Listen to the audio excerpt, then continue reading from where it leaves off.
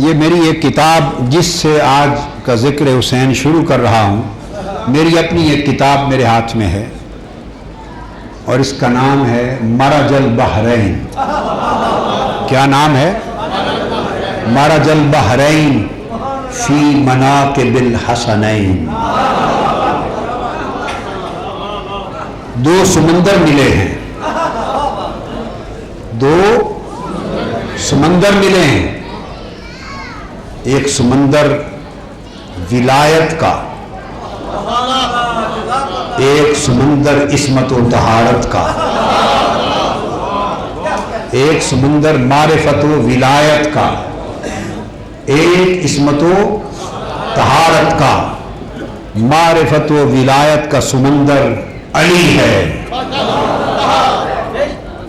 इस्मत व तहारत का समंदर फातिमा है।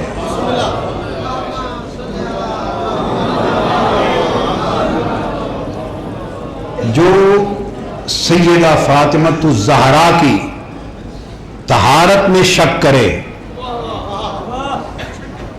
उसका भी ईमान से कोई ताल्लुक नहीं, और जो अली अल मुर्तज़ा की विलायत में शक करे, इमामत व विलायत में शक करे, उसका भी ईमान से कोई वास्ता नहीं।